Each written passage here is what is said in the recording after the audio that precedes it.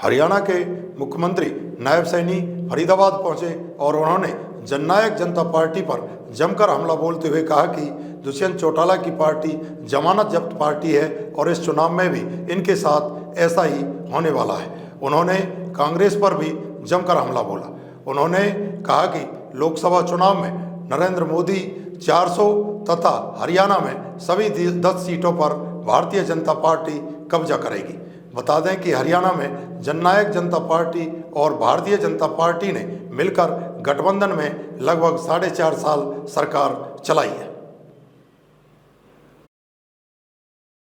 ये नज़ारा फरीदाबाद के एनआईटी विधानसभा क्षेत्र में डबुआ कॉलोनी फल सब्जी मंडी का है, जहां आज हरियाणा के मुख्यमंत्री नायब सिंह सैनी भाजपा प्रत्याशी कृष्णपाल गुर्जर के लिए चुनावी जनसभा को संबोधित करने आए हैं।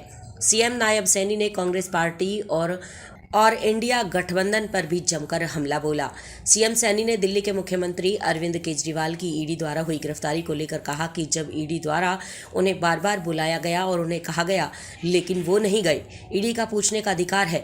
अब यह तो है नहीं कि आंखें बंद कर बैठे हैं। अगर घोटाला का पैसा उनके पास आया है तो बताना चाहिए था, क्यों जेल जाते, लेकिन वो तो घोटाले में कांग्रेस से भी ऊपर है। इस मौके पर नायब सिंह सैनी ने कांग्रेस पार्टी और केंद्र में कांग्रेस हाईकमान पर जमकर बरसे। एक ही आवाज आ रही है कि अब की बार कृष्णपाल 10 लाख पार, ये आवाज आ रही है और सबसे बड़े बहुमत से कृष्णपाल जी जीतेंगे। 10 की 10 लोकसभा की सीटें जीतेंगे, क्योंकि नरेंद्र मोदी जी के नेतृत्व में देश ने जो एक नई करवट ली है, जो गरीब के चेहरे पर मुस्कान लाने का काम इन 10 वर्षों में नरेंद्र मोदी ने किया है। हमारी डबल इंजन की सरकार ने किया है।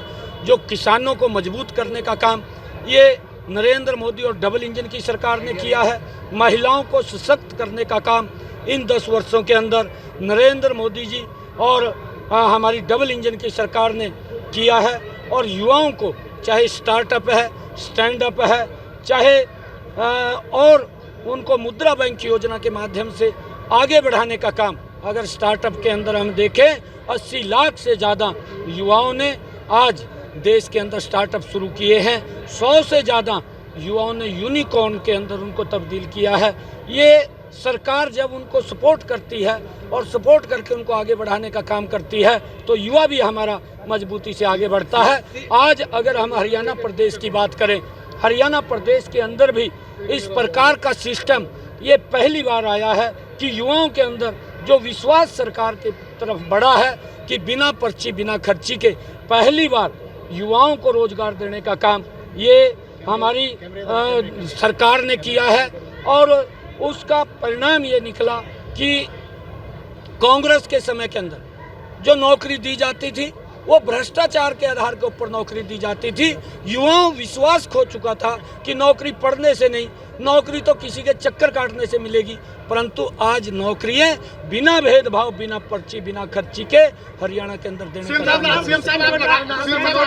में मनोज वाधवा ने बीजेपी नेता है इस्तीफा दे दिया। चर्चा ये है कि कांग्रेस की तरफ से आपके खिलाफ में उनको चुनाव लड़ाया जाए।